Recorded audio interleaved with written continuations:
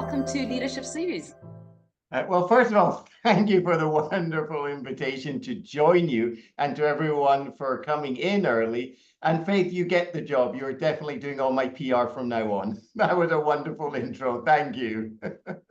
It is such a pleasure. But I want us to really get into it. But before we go into the book, into implementation and implementing and how to shift really and make an impact, let's talk a little bit about yourself. And I mean, I was mentioning that, the First Minister of Scotland referred you really as a global Scot for your passion contribution to international business. But also, there's one thing that you and I were having a conversation about before we started this series is how you're an active Ironman. Do we call it an Ironman participant or an Ironman?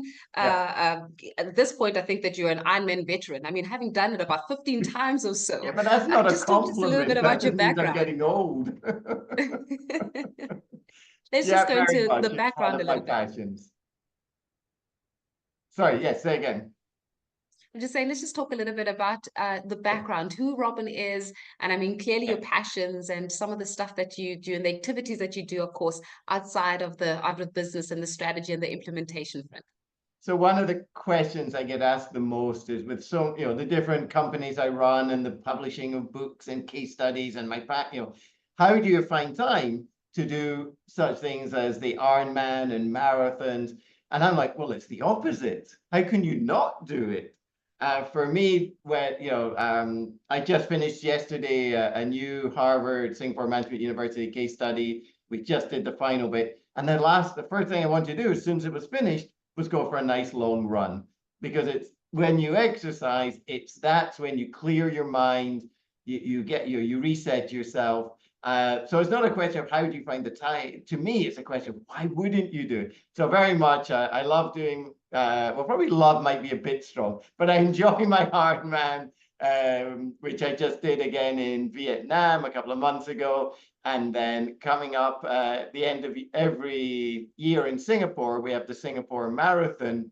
And for somebody who grew up in Glasgow, Scotland, with temperatures like you're having today, or even worse, to live in Singapore where it's summer all year round because we're on the equator is just wonderful. And other people say, how do you manage to run in this heat?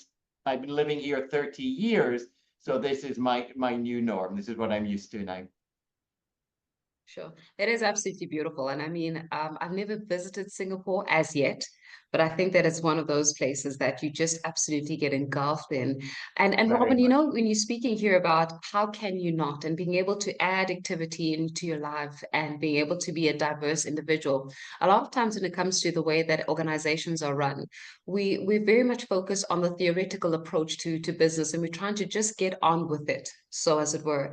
And we come up with these great ideas and we come up with these wonderful strategies. Often we have workshops. I mean, and sometimes many individuals and leaders are workshopped out to a point where we've got workshops, more workshops, less implementation. Just talk to us a little bit about how do we navigate the balance between having these strategies and strategy sessions and theoretical approaches versus the implementing part of organizations.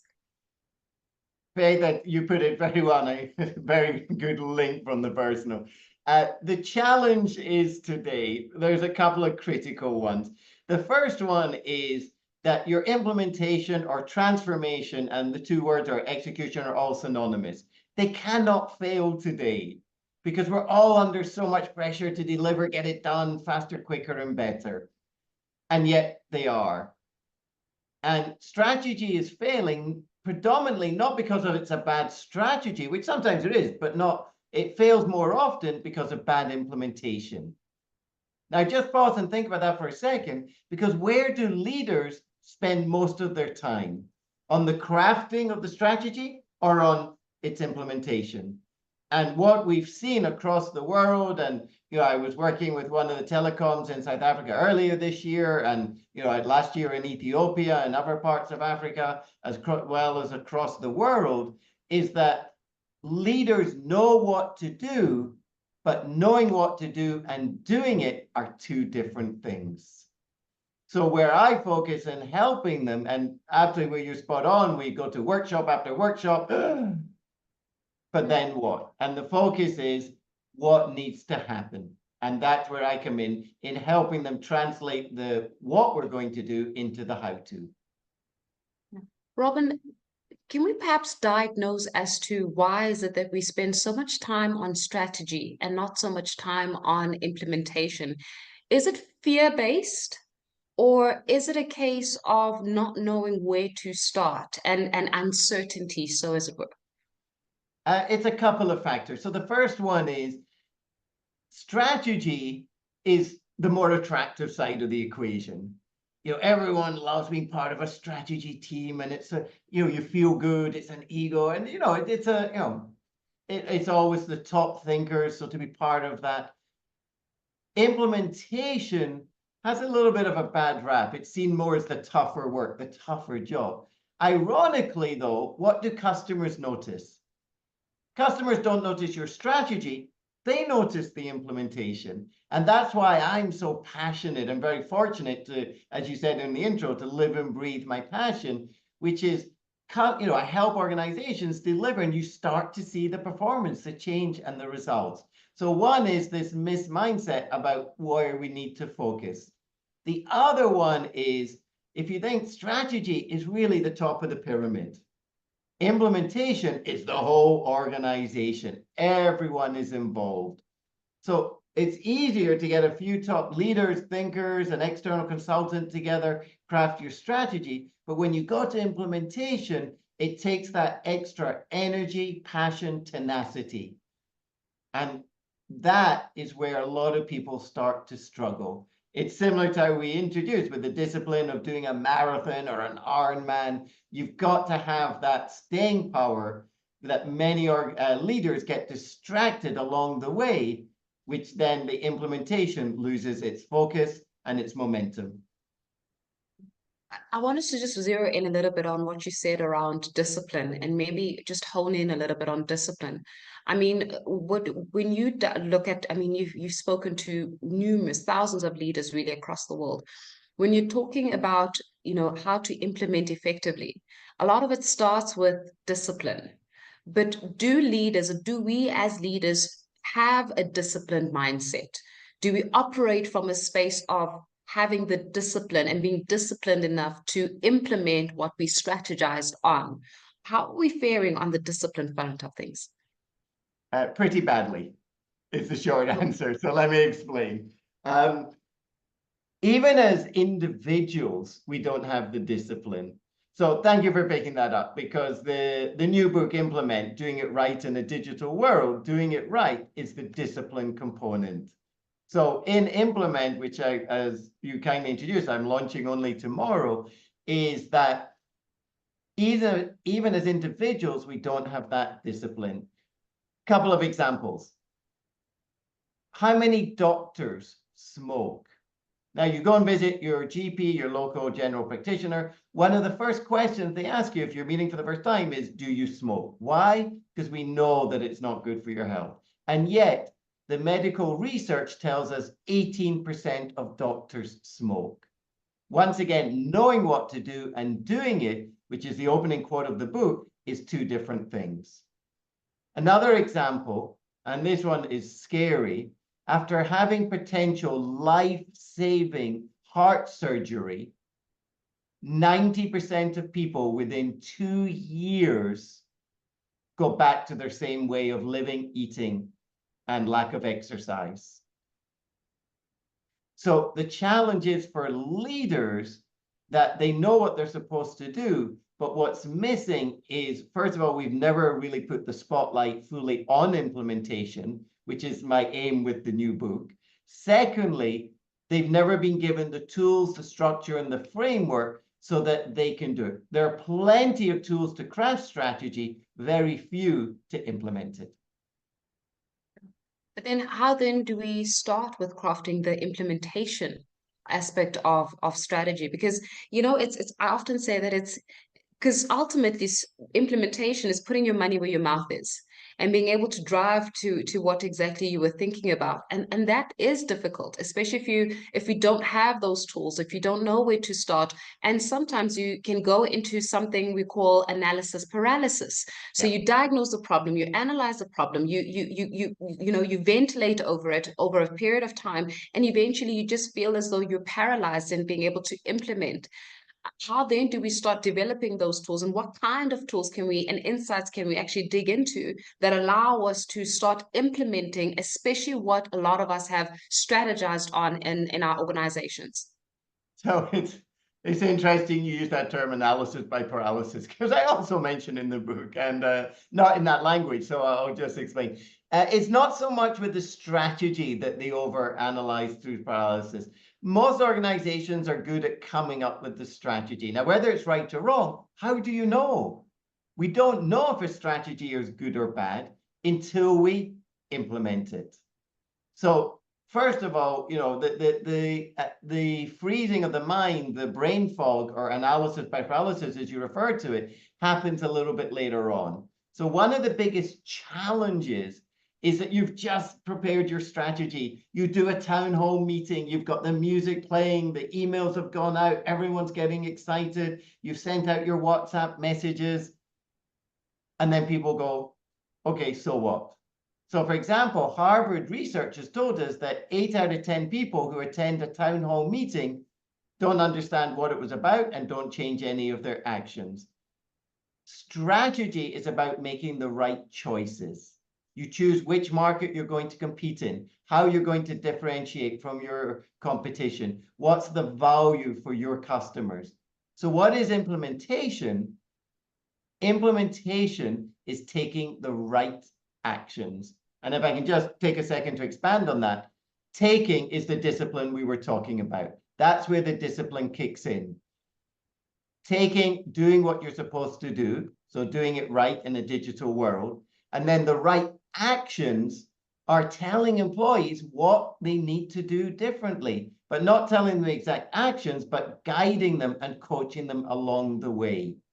And because people don't understand what to do, they come up with a long laundry list of so many things, and then nothing ever gets done. So that's where the analysis by paralysis happens, where they say, we're going to do this, this, and this, and they overdo it. So it's finding the right actions and making sure employees are inspired and engaged to then do work differently. You were saying that you need to take it's taking the right action. Actions. You know, Robin, in a world where we are now in a space where we have to embrace what's coming in the form of artificial intelligence, and it's not coming, it's already here, really. It's just about the magnitude at which we're operating in right now in different countries and different perspectives. But then we're speaking here in a digital world, in a digital environment. How do you know what the right decision is when you're operating in an environment which is consistently changing, because the digital environment is always changing with new inputs and new innovations, which sometimes become overwhelming. And then this navigating also a path where we're now being told that AI could go into conversations around transhumanism and how that could actually implement the way that we run our businesses, and who runs our businesses ultimately. So where and how do you know how to implement correctly in a digitally transforming world? Great question, Faith, and obviously very relevant today, because everybody, every business needs to address AI. So the most important first part, the answer to the question, I'll answer in 2 parts. The first one is, we now live in a world of experimentation.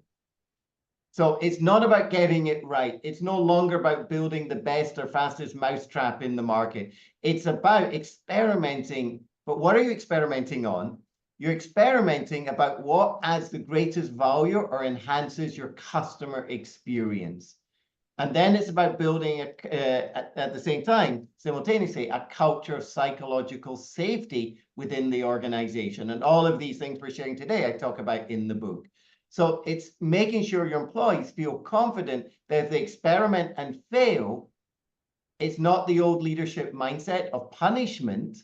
So they don't get punished, but get rewarded. So the top performing companies around the world have a Dare to Fail award. Now, What do you mean dare to fail? Because they recognize to innovate, you have to experiment, and to experiment, you have to fail. Otherwise, you're not pushing the envelope. So very different environment. And I specifically to your question of AI, it's completely shifting the way we work. We're only in the early days, but I'll give you a couple of interesting. First of all, today, intelligence is cheap, wisdom is expensive. So now we can all use ChatGPT or Perplexity or one of the other platforms, but how you apply that. So what's more value is the wisdom of how you use it. And organizations today are getting it better. So one example just came from a research carried out on BCG, Boston Consulting Group, by Harvard. And they discovered that people worked 40% better and 25% faster by using Gen AI. And that the people who got the best value from using AI and Gen AI were underperformers. But that only came out a few months ago. We're right at the cusp, as we all know, of discovering, and I'll give you one more quick example. The bank DBS, which is been awarded the world's best bank 5 years in a row, and I work very closely with the CEO, wrote the foreword for this book. They are adding 280 million US dollars last year to their bottom line through AI. This year, they'll double that by how they're using AI and Gen AI in productivity. So it's seeing some wonderful breakthroughs. Very quickly, I see that we've already got questions that are coming in, so I'm just going to encourage you as well. If you do have questions or comments, let Robin navigate some of those questions as we take it through this morning. So I do see some of your questions. We'll ask them in just a moment. But Robin, a very quick one. What if failing is expensive? And how then do you provide that fail-safe for failing, especially for companies that are already in financial or under financial pressure? So I'm going to give a short answer to that. It's leadership mindset. The biggest bottleneck today in digital transformation is not the technology, it's the senior leaders. So if they're seeing it as a failure is expensive rather than an investment, that's where the issue lies. In other words, you can't afford not to be experimenting on how to use not just AI, but machine learning, ML, moving into ecosystems, building open APIs, application program interfaces. There's so much going on, as you said earlier. We're so rapidly changing. So it's all about the leadership mindset, about them seeing it as an investment and building that culture of psychological safety within the organization. Let me go into some of the questions that we've got. We've got Nico Lamman who says, hi, everyone. What role does corporate culture play in successful strategy implementation, and how can leaders shape their organization's culture to support a new strategy? I love that question. Yeah. So yeah, what role does corporate culture play? And who was the person who? Nico Nico, yeah. Isn't it one of the most popular questions about the role of culture? So I'm going to give it to you in a nugget, Nico. Culture drives the way your organization implements. So two organizations can have the same strategy to go cross market, to expand, to enter new products. They can have the same strategy, but how they implement it is very much driven by the culture. So a quick example is you consider Amazon in the West and Alibaba in the East. Similar when they first started out about delivery. Amazon, when they want to expand, they need to build new warehouses. Jack Ma's famous quote in Alibaba is when he wants to expand, he builds 2 new servers. So that's the first part of it. Your second part was how do you shape the culture? This is absolutely the top leader's critical role. They have to ensure the culture is supporting and encouraging. Now, a couple of key comments. First of all, culture is the hardest thing to change in implementation. Why? Because culture means what? Culture means the way we do everything. So when you say, we're going to change our culture, you're changing the way you do everything. And I'm like, good luck. It's not easy. So the first part is to shape it is very challenging. So it very much means you take time to identify what needs to change, what are the roadblocks, and then maybe later on, if Faith asks the question, we'll go into some of the tools that can help you do that. Absolutely. We definitely need those tools this morning. David Baderman asks the question, is strategy and planning the same? And if so, what do we plan for? How far into the future? Great question again. So the planning is becoming shorter and shorter. The average strategy today recognizes that organizations' life cycle is becoming shorter. So for example, Faith, 60 years ago, the average company was about 55 to 60 years lifespan. Today, the average lifespan of a company, the average is 14 years. Therefore, you can't spend 10 years, every 10 years, reinventing your strategy. So the average strategy today is every 3 years. So the planning and the strategy very much depends on your environment, the market you're in, and what we call your cadence, the speed of how frequently you change it. So quick example, I work with the world's largest luxury group. You know, they have time. They'll come up with their own strategy. Same like aircraft manufacturers or mining, you have longer to consider. Those working in banking, telco, healthcare, we need it now. We've got to do it faster. So it very much depends on your industry, your market, and your competition. But yes, the planning is part of your strategy in the language we're using in the chat this morning. Then how then do we start utilizing these disciplined frameworks or implementation frameworks as well, Robin, to be able to have these effective results in changing the strategy, in being able to implement new strategies, and what kind of implementation frameworks should we be leaning on for effective implementation? And you want me to answer that one in 2 minutes? I'll give you 3 or 4 or 5. Okay, so I get a little bit longer on that one. Okay, so the first question you asked was around the discipline, then the framework. So let me break it down. The discipline is very much to you as a leader. First of all, you've got to have it in yourself. We all know, you lead by example, people follow you. So it's got to come from yourself if you don't demonstrate it. And I'm going to give you 2 different examples of how you can do that. That's the first part. Now, in the first part of the book, Implement Doing It Right in a Digital World, I talk about the first 6 chapters are all about how you build that discipline. And I provide you some different tools and techniques that I'll come back to in a moment. And the second part is making sure you do what you say you're going to do. Now, on a personal level, one of the best practices I can share with leaders that I do around the world is so easy to do, and yet we don't do it. It doesn't cost anything. You don't need budget. You don't need technology, and yet we still don't do it. What is it? Well, how do you ensure that the employees are taking the right actions? Once again, implementation is all about your employees taking the right actions. Typically, if you just tell them what to do, only 10% do it.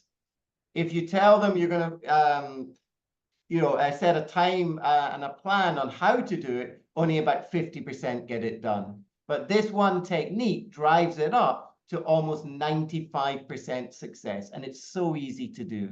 And if nothing else, maybe from today's chat, you take this away. Follow up. Now, what do I mean follow up? Faith says to me that she wants me to do something after this call, but she doesn't just leave it at that. She also says, Robin, and I'm going to check in with you next Tuesday at 10 a.m. for 5 minutes to see if you do it, how you're doing, if you need any assistance, and if I can be of any support.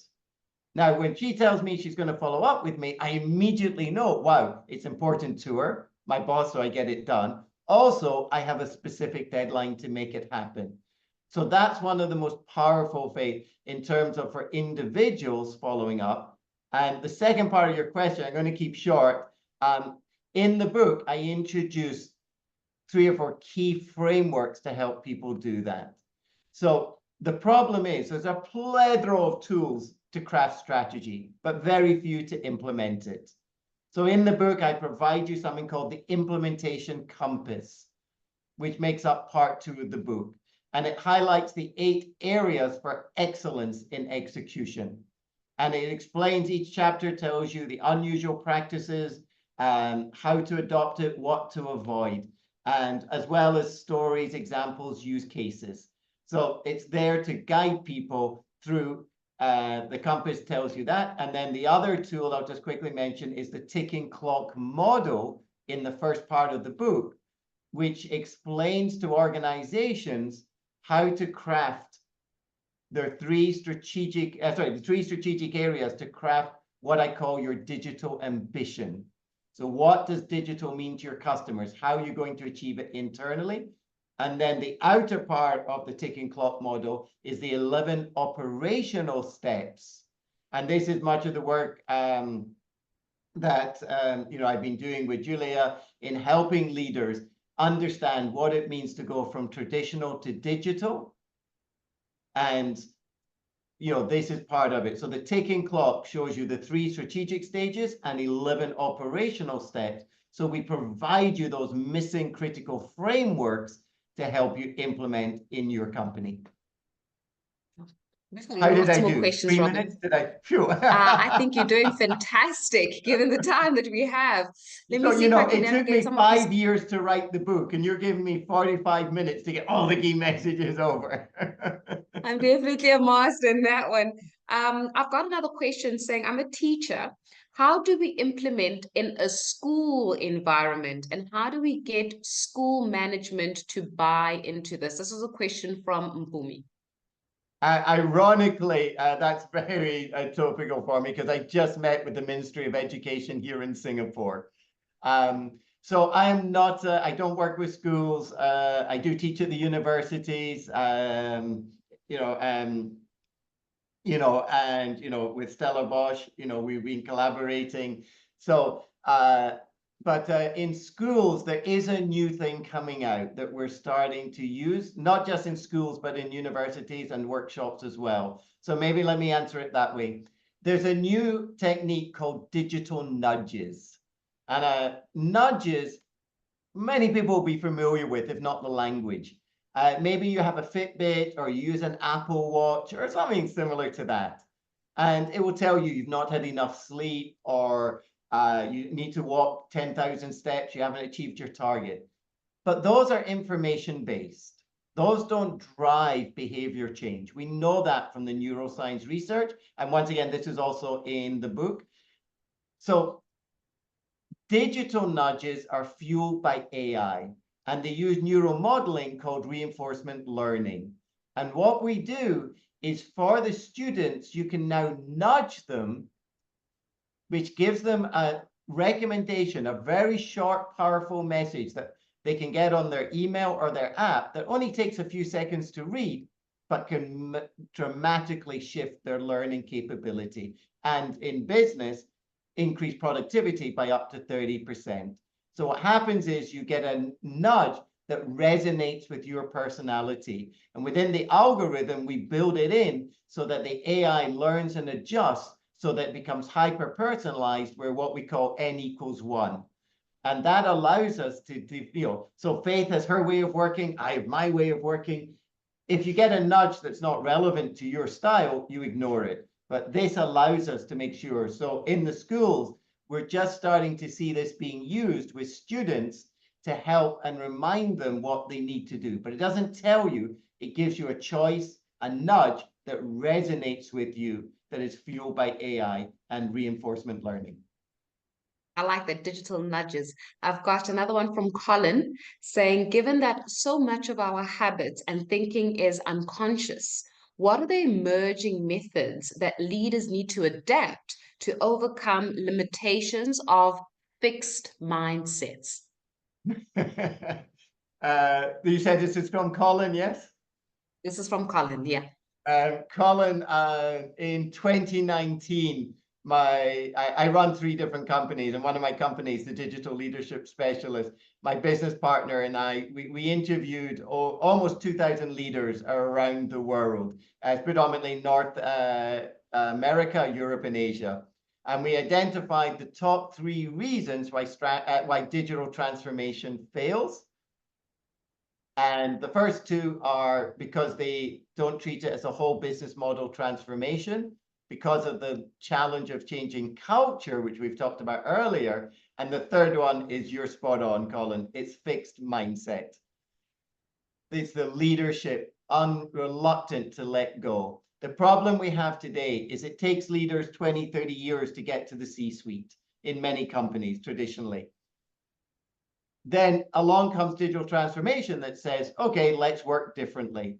And they're the pillar, the wall, the brick wall in the way, saying, hang on, I know how to run this company. I've been in it 20 years. Why change? So you're absolutely spot on. Getting senior leaders, particularly, to let go of their habits, their legacy leadership is a tough. Now, I'm going to give you a couple of practical tips to how you can do it. The most powerful, well, I better say Stella Bosch first. Otherwise, Julia's going to scold me because she invited me on. So very much working in the workshop with Stella Bosch, who are there to support you with the mindset, is one of the most powerful. And then the second as powerful is take your leaders on a site visit to a company who's succeeding in what you want to achieve. So when you combine sitting in the workshop with also visiting the peer groups and hearing it from your peers, that's one of the most powerful ways. So, just 6-8 months ago, I hosted a company from Ethiopia who spent 6 days with me over in Singapore and Indonesia, and we took them around and showed them how other organizations had succeeded, and then we applied and learned and adapted that into their culture and strategy.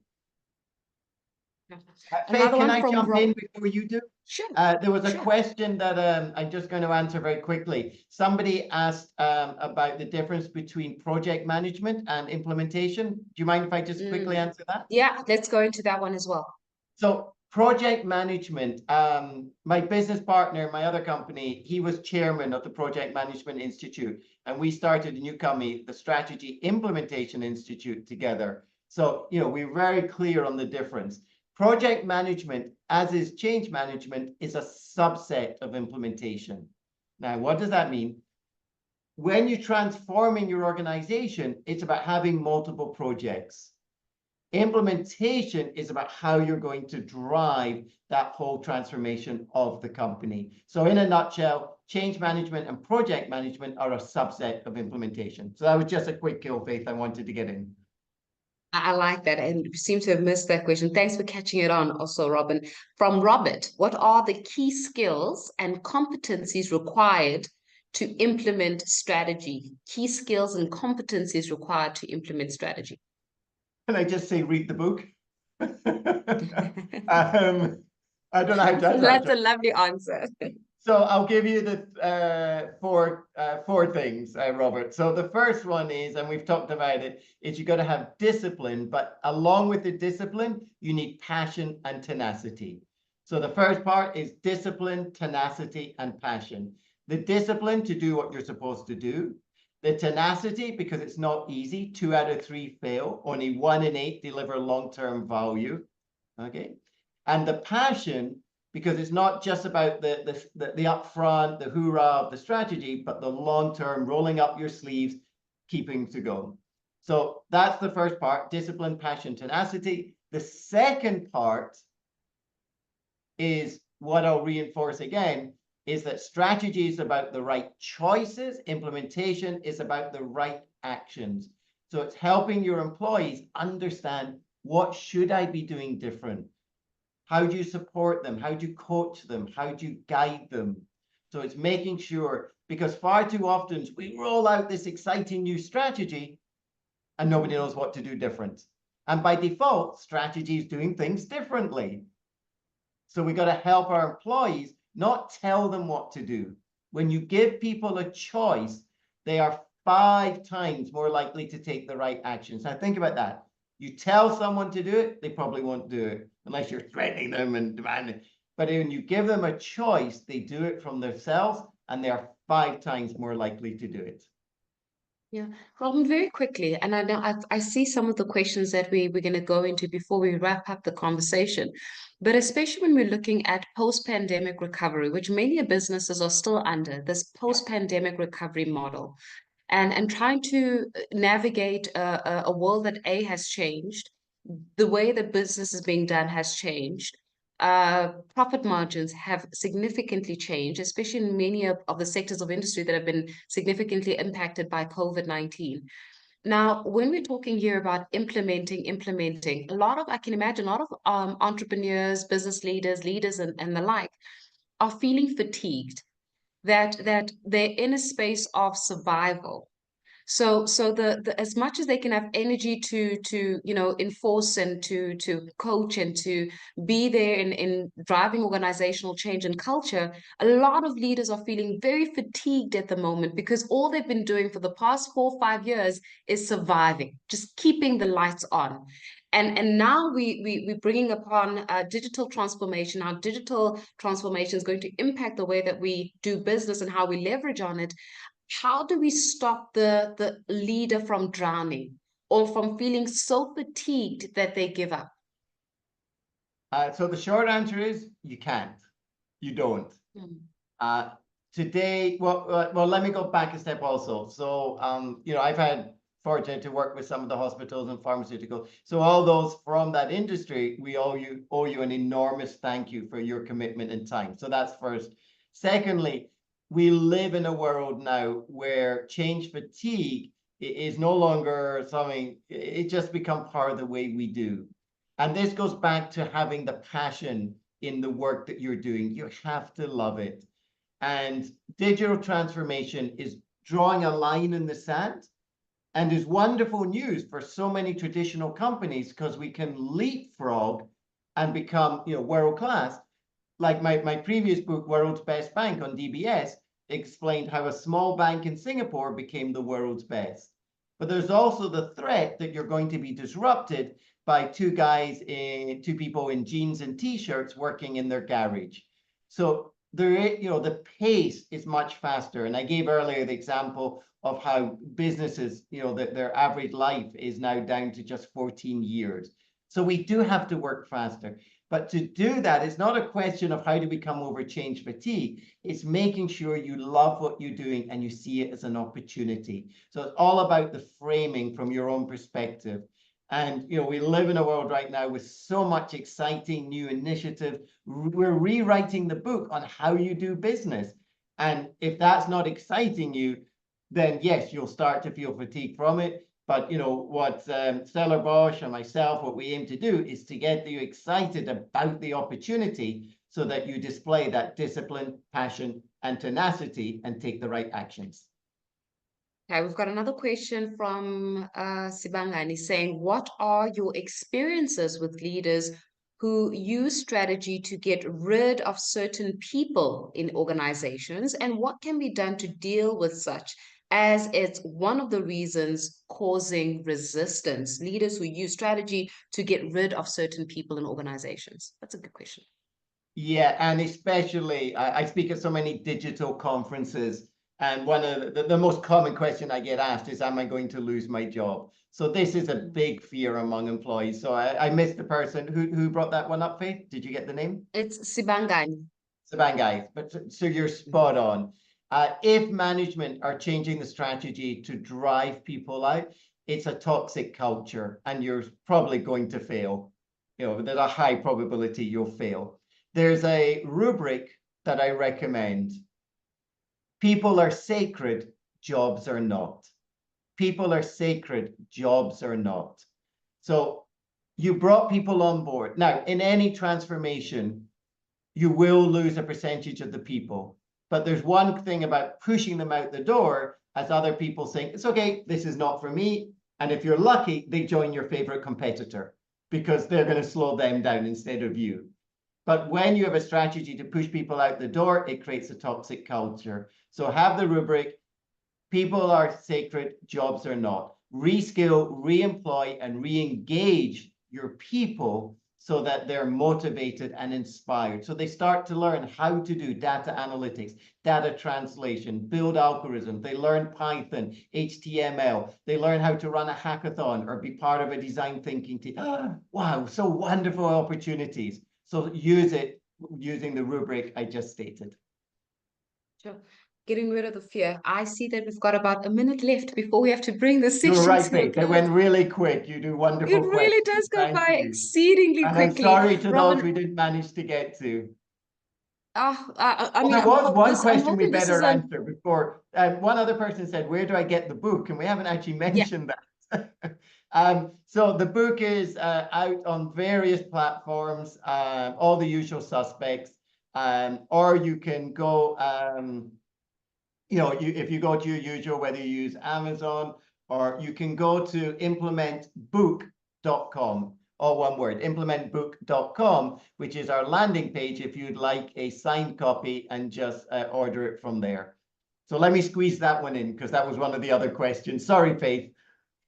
No, perfect, fantastic, Robin. But obviously, as we close the session, can we just give just takeaways that we can really start implementing from today after this conversation has wrapped, in order for us to grow, in order for us to really transform our organizations, to thrive in this dynamic world of ours, and perhaps you can draw some nuggets from even the discipline mechanisms that you've had to use. I mean, even in your personal life, I mean, look at Ironman, and from what I understand, of course, you're participating in the Singapore Marathon, I think in December or so. So you're quite an individual who's really, really intentional about implementation on all facets, but those Guilty. nuggets that we can walk away with. So thank you for that. So let me just capture it with, I reinforce it throughout, and in the book, I have a bias towards the right actions. So whether as an individual or in your company, make sure you're taking the right actions. It's easy to sit at your desk and answer emails all day, but is that what you're supposed to be doing? It's easy to sit on the couch and binge the latest shows rather than doing that exercise. So taking the right actions is a discipline that we've talked about. But I'll leave you with one more nugget that I talk about in chapter 4 of the book, which is less is more. Now, this is counterintuitive. When you launch your strategy, we have so much we want to get done and we try and do too much. When you only focus on a few handful of the right actions, you will achieve more. So for someone like myself who spends their Saturday night studying top performing companies and visiting them and meeting with leaders, what we've identified is they have only, for example, 3 objectives to achieve in a year, and they achieve them. When they have 4 to 10, they achieve maybe 1 or 2. When they have over 11, which many companies do, how many do they achieve? None. Because employees are running around from one meeting to the next, struggling to get resources, chasing permission, hitting walls of bureaucracy. But when you only have 3, you have the opposite. You have a culture that encourages the right actions. Leaders have the time to support you, and employees have time to take the right actions. So less is more when you identify what needs to happen and you take the right actions. Robin, what a wonderful note to close on. And I really do appreciate that for making the time and for really joining us from Singapore. It's been And of a course, pleasure. it is absolutely wonderful.